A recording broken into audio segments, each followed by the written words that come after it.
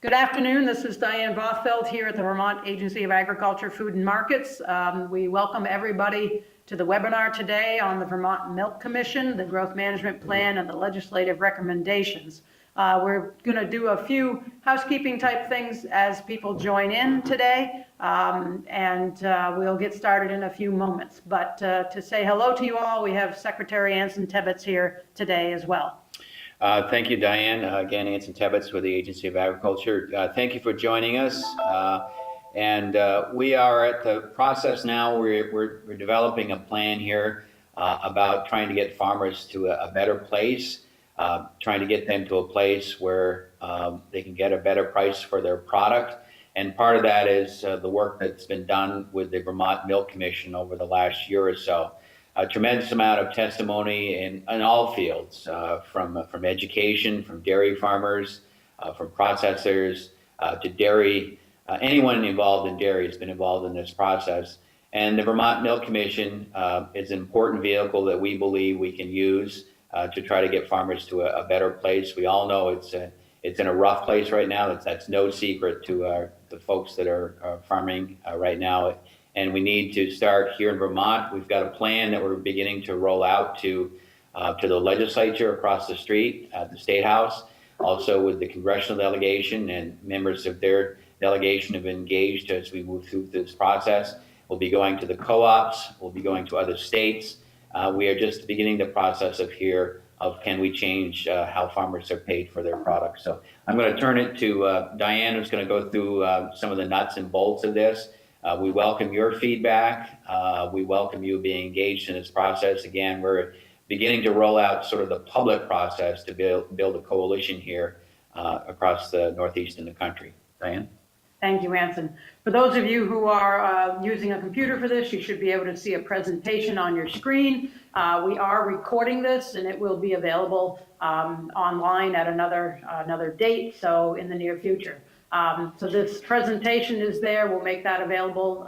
If you want to have further discussions, always feel free to contact the agency, myself at the Agency of Agriculture. We will take questions, and we'll stop at a couple of times along this presentation to see if people have questions, and to not just talk all the time and not see if someone has a question for us. So we're going to get started, the first slide in is about who serves on the Milk Commission. The Milk Commission members, there's dairy farmers, there's milk processors, and there are legislators and representatives of consumers. So the three dairy farmers on the board are Paul Doughton from Woodstock. He's a dairy farmer. Harold Horrigan from Fairfield, Vermont, also a dairy farmer. And the third dairy farmer is Reg Chaput from North Troy, Vermont as well. The processor is Jerry Booth from H.B. Hood Booth Brothers in Barre, Vermont. The two consumer representatives are Jane Clifford of Starksboro and Linda Berlin of South Burlington. We also have legislative representation from Representative Richard Lawrence from Lyndonville. He has since retired, but has served on the Milk Commission for many years. He retired from the legislature and is no longer serving as a legislator. And we have one member from the Senate Committee on Agriculture, which is Senator Bobby Starr. So those are the active members of the Milk Commission at this point, except for Representative Lawrence, and we expect a replacement for him from the legislature in the near future.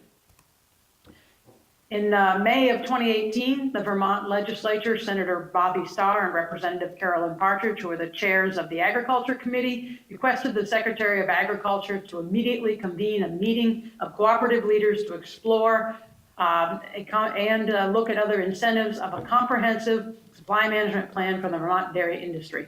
The more of that letter requested who would take part in that. It would be the dairy cooperatives, St. Albans Cooperative Creamery, Agrimark, Dairy Farmers of America, and Land O'Lakes should take part in this working group on supply management. This group was to report back to the Milk Commission on how the state could find financial support for the dairy industry and provide some incentives to support such a supply management plan. Here are the people that served on that supply management working group: Leanne Berthium and Kirsten Bourgeois from the St. Albans Cooperative Creamery, Bill Cummings and Chris Allen from Dairy Farmers of America, Catherine Durand and Bob Wellington from Agrimark. Darren Hansen from Land O'Lakes provided information to the working group. Senator Bobby Starr and Representative Richard Lawrence served, as well as Secretary Tebbetts and myself. The group met several times over the summer and also took part in the dairy industry meeting in August that was sponsored by Agrimark to talk about supply management. The supply management working group, we looked at many types of supply management. We looked at the Canadian quota system. We looked at two-tier types of potential supply management type programs. We looked at a market access program. So this group looked at a lot of different things, and they decided they didn't want to say, oh, we need this one specific type of a growth management plan or a supply management plan. They didn't want to get hemmed in. So they put together some broad parameters for a supply management plan or a growth management plan. They recommended that any program would have to stabilize price and would need to be implemented at the national level. Doing something only in Vermont or even regionally in the Northeast region wouldn't be enough. It would have to be a national level program. Dairy farmer representation would be critical. There'd have to be dairy farmer representation in any type of program around supply management or growth management. Dairy farmers would have to be there, but it also have to involve the federal government. The program could not have barriers for new farmers to get started in dairy operations. The working group understood that the average age of our farmers is getting higher and higher each year, up into the 60s. How are we going to have new people come in? There can't be barriers to new or younger farmers to start dairy farming in any type of program that might be put in place. And this group preferred a two-tiered stabilization program, meaning that the milk that is needed is at one price, and if you're making milk above that needed level, it would be at a different or a lower price. So those were the things that the supply management working group put forth to the Milk Commission. Here's the key to this whole thing of why would the Milk Commission recommend a growth management plan. There's a lot of data on this slide, but it talks about commercial disappearance. And the federal government does this work each year, and they do it a lot of different ways. They do it on milk fat, or they do it on skim milk solids. So this chart shows skim milk solids. So that's a way you can compare all types of dairy products together. So it's not just cheese or butter, it's looking at the milk solids so you can compare across types of products. This chart shows that what we're making for milk production at the farm has continued to increase since 2013. 2013, there was a 200 billion pounds of milk, and now it's at 215 billion. So milk production keeps growing. We know that. We've all known that milk production has grown. But then it also looks at what's coming in for imports. Those are grown a little bit, but not a lot. Then it looks at commercial use. What goes out the door? It doesn't say that I ate all that butter, but it shows that it was sold. So commercial disappearance. And then what goes to export? So it's looking at those numbers as well. And then you get total commercial disappearance. And the last column says, what's hanging around at the end of the year? What are those ending of the year stocks? And it shows two things.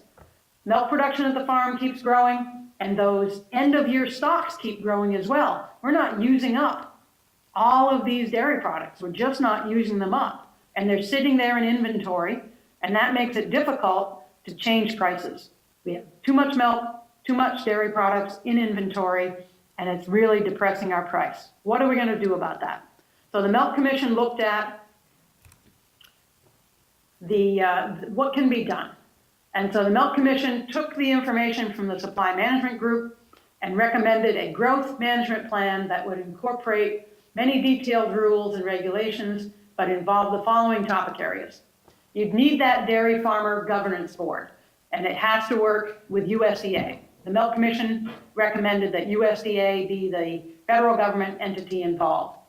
There's a model out there for the National Dairy Board that looks at regions of the country and how to get that dairy farmer representation. Certainly would want dairy farmers, but also at least a dairy economist and probably at least a dairy processor to be on that federal government board to be part of that conversation. There would need to be a determination of a base milk volume for each individual producer. How do you make that determination of what the base volume is? You need to know how much milk is needed in all of the United States to meet domestic needs. We have export markets. We don't want to lose those markets. So what meets the export needs? And then we need an emergency supply. If something terrible happens across our country, we don't want to run out of dairy products. We want to have some kind of emergency supply. So taking those three things into consideration, setting the amount of milk that's needed for the whole country, and then determining back to the individual farmer what volume of milk is each farmer to provide each year to meet those needs. The other thing that needs to be a part of this plan is, what is that signal to tell farmers, we don't need that extra milk? What is that signal? What gets farmers' attention not to make the extra milk? And then a means for dairy farmers. We know that young people come home from college and they want to join the dairy operation. But currently, if you can't make more milk, it's harder to have a young person come in and join your operation. And this type of program wanted to be sure, the Milk Commission wanted to be sure that there could be family transition, adding young people to existing farms, but also ways to have new farmers get started. We know that average age keeps growing. We're going to need new dairy farmers to keep that volume up at the level that's needed. And then, of course, there's always going to have to be detailed rules and regulations, especially when one dairy farm wants to merge with another, or you've got farm partnerships, or you see changes in the business structure. There's going to have to be detailed rules around that, so there can't be gaming of a system. The specific recommendations for a growth management plan, that it has to, once again, has to be at the national level, and it's mandatory. All dairy farmers would have to take part, not voluntary, mandatory. And that there need to be some kind of flat fee to support USDA to manage this program. Just like the old margin protection program had a flat fee, everybody who wanted to take part paid in. Yes, that was voluntary, but this program would be mandatory, and there'd be a flat fee associated to help USDA fund this administration of the program. So an example, everybody wants to know, how's this going to work and what's it going to do to my farm? So here's the example farm. So the Milk Commission talked about looking at what's the yearly volume, and then what happens, and how do you do these calculations? So we use the average size farm in Vermont. And right now, the average number of cows per farm is 170 cows. And so an estimate at 20,000 pounds a cow. So just doing an estimate gets us to 3.4 million pounds a year as an average size Vermont farm. We looked at that flat administration fee and said it's $100 a year for each farm to take part. So these are all numbers that, you know, we're utilizing for an example. Those numbers might change. If this gets taken up at the national level, all these numbers could change. So we're going to say that the base volume for milk production of the last 3 years was an average of 3.4 million pounds, the Vermont average size producer.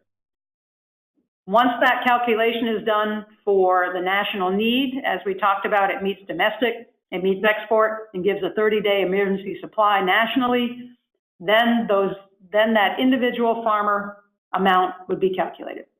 So doing all those calculations, we know we got too much milk right now, that the base for the average size farm in this model, or in this example we're doing, is 3.3 million pounds, 100,000 pounds less than what the farmer is currently making. So they got to make a little less. How are they going to do that? So the farm needs to reduce production to meet that 3.3 million pound base for the calendar year 2019.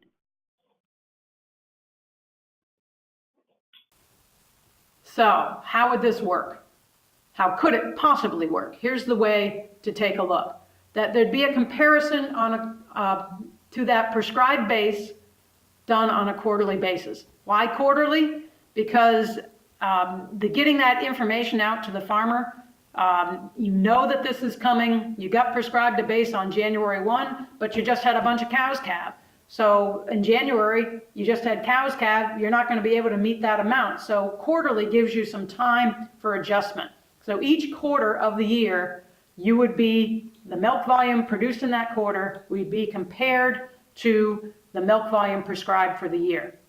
So if you do 3.3 million pounds, and divide it out per quarter, that's 825,000 pounds per quarter. So we'll look at January, February, and March. The volume of milk produced is over the base for this first quarter. You just had all those cows calve. So in January, you made 278,000. In February, you made 270,000. And in March, you made 279,000. You're supposed to be, the prescribed base per month is 275,000. So on that quarter, you're over by 2,000 pounds. You made 827,000 in the 3 months versus your prescribed of 825,000. 2,000 pounds over. So this is too much milk. What happens next? 90 days after the end of the quarter, deductions will be made on your milk check to settle out the tiered rate. So you made that milk in January, February, and March. You got paid the going rate from the federal order, but 90 days later, because you were over, there's going to be a deduct. You made too much milk over your base, and so there'll be a deduct. That's the signal. What's that amount? What's going to be deducted? That's what farmers would want to know. So the settlement for the overprescribed base for the first quarter, the settlement for the overprescribed base for the first quarter of 2019, it would be the tier 2 price shown in the table below. So when milk price is at a certain range, the penalty per hundredweight for overbase milk, only the milk that's over the base. So the predicted milk price for January through March is $16.13. That puts you in a penalty of $6 per hundredweight from the chart below on this slide. You made 2,000 pounds more than was needed. It was over your prescribed base for the first quarter at $6 a hundredweight. That's $120. So that's not a lot of money, but this is an example. So if you're made 20,000 pounds of milk, then that might start getting your attention. But $6 a hundredweight deduct for the milk over the base. So the payment you'd have to provide through your milk check would be deducted over 3 months. In July, August, and September, $40 per month. So that's telling the farmer we didn't need that extra milk, but also not making that deduct in 1 month that would really hurt cash flow. So trying to, balance that out of thinking, getting that message to the farmer that we didn't need the milk, but also not hitting just one milk check with that overproduction penalty. So now we're going into the rest of the year. Each of the quarters is there. You've got the message after quarter number 1. Those cows had calved. You've got your base amount. You're working it through, trying to figure out as the year progresses how you're going to meet that milk production by quarter. So the quarter of April, May, and June, you got milk production down to 820,000 pounds versus your base of 825. So you were below. July, August, September, you were at 822,000 pounds for that quarter, and your base was at 825,000. And that last quarter, October, November, December, you came in at 820,000, and your base was 825,000. So for the whole year, you got it together, and you came in just below your prescribed base. Your prescribed base was 3.3 million, and total for the year was 3,289,000. They're very big numbers. And your base was 3.3. So you came in under. So that's great. You really met your base. You had to pay in, though, in that first quarter. So what happens? For any farm that comes in below their yearly prescribed base, they would share in the money that was paid in by any farm that was over their base. So this is across the country. Anybody who had to pay in because they were over their base, those farms at the end of the year who came in under for the whole year, take part in that payback. Would it be a 1-to-1? Would you get the same amount of money back that you had to pay in? Maybe, or you might get more. So not sure what that payback would be at the end of the year, but because you kept your base under for the whole year, you'd be eligible for a payback. So trying to keep this fairly simple. It does sound a bit complex, but basically you're looking at a quarterly comparison of the milk you produce versus your prescribed base for that quarter, and then chewing it all up at the end of the year. And then the important part, going back up a slide, is that penalty rate. So if you're over your base in a quarter, those are the rates per hundredweight that would be a penalty. So when prices are really low, prices have been low for a while, we know that. Right now they're in the 15 to 15.99 range. And so they're low. That means there's too much milk. When there's too much milk, the penalty for over base is greater. If prices improve, usually supply and demand are coming more into line, and the penalty for over base milk goes down. So trying to get that signal out there, milk prices are not good, we've got too much milk, the penalty for over base milk is greater. Don't make the over base milk. So the next steps, it's a bit complex, but it's not trying to keep this fairly simple. There's 100 other details that need to be worked out on that.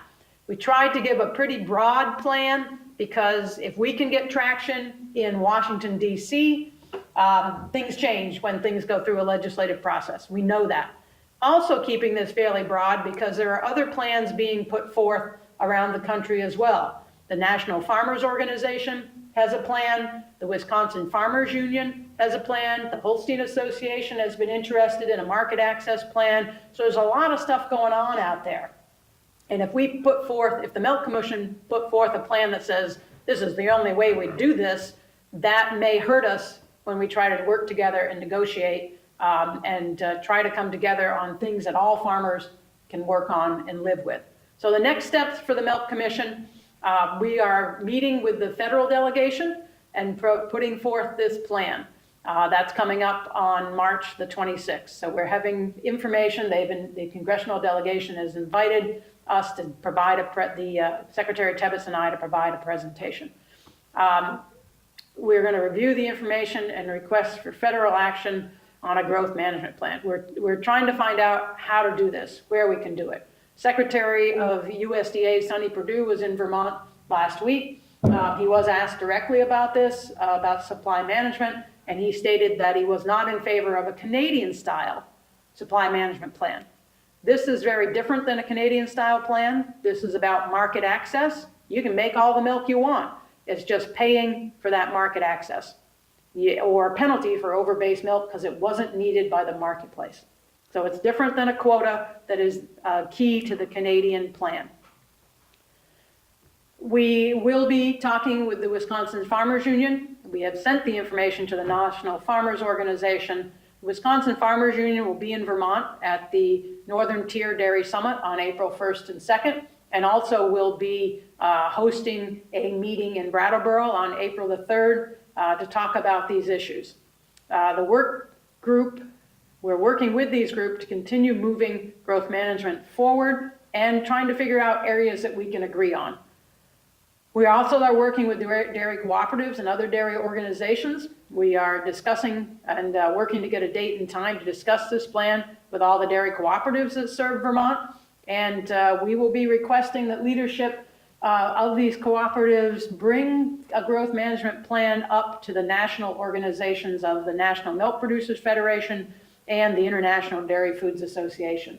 Those two national level organizations are going to need to know about the potential for growth management, supply management type plans, and their support will be very important, but also to make sure that everything is above board, open, and that many farmers are talking about supply management, growth management, and there's interest out there from many farmers in the nation. So the Milk Commission was also asked to put forth recommendations to the Vermont Legislature. The following are those recommendations to the legislature.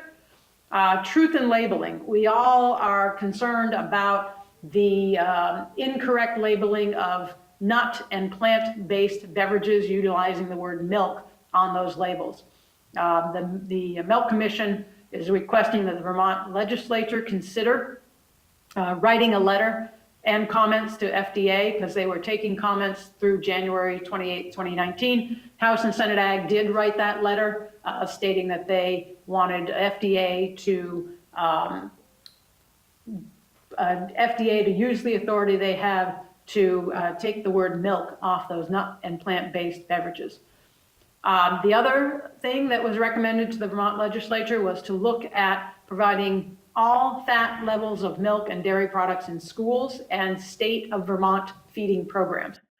So the Milk Commission recommended that a full range of dairy products at all fat levels be offered at Vermont schools and other facilities, such as state prisons and any other feeding program that the state supports.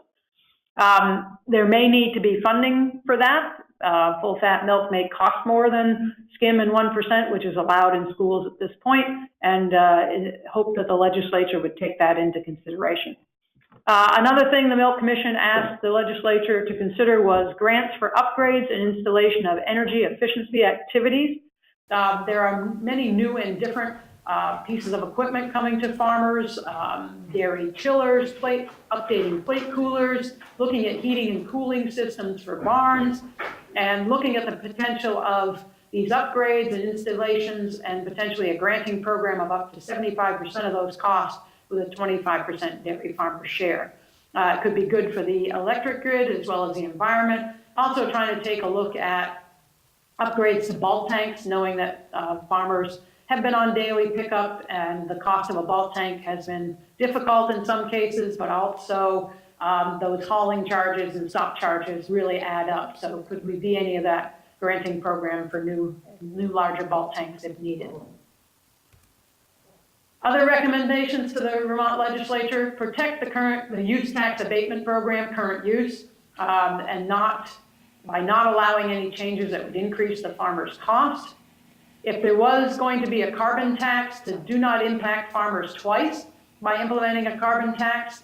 A carbon tax hits fuel tremendously. Farmers use a lot of fuel in their day, but also fuel used to move products to and from the farm. Farmers could be paying for a carbon tax for fuel used on the farm, as well as hauling to bring their needed products to the farm, as well as take the milk away from the farm. So don't hit farmers twice. And also, many farmers will be asked to look at what they could do on their farms to mitigate climate change. So don't hit farmers on both ends. And don't overregulate. The Milk Commission asks that all farmers should be allowed to work on adopting and adapting to the new regulations surrounding water quality without continued updates and changes, and do not implement regulations that will raise costs to farmers. The legislature should also consider providing incentives and assistance for dairy processing facilities to be developed and to upgrade those facilities. And one other area that was a recommendation from the Milk Commission to the Vermont Legislature was to better the broadband coverage for the state. There's still a lack of reliable broadband coverage throughout the state. We all know that when we drive around the state with our cell phones, that they don't work everywhere. But agriculture has growing needs for high-speed broadband coverage. People are using the internet to check prices, to order parts, but also precision agriculture is out there. Farmers want to be able to use that internet technology, GIS, mapping, to do that precision agriculture in the applications of fertilizer and herbicides, et cetera, as they do their agricultural work. So that is the end of our presentation today.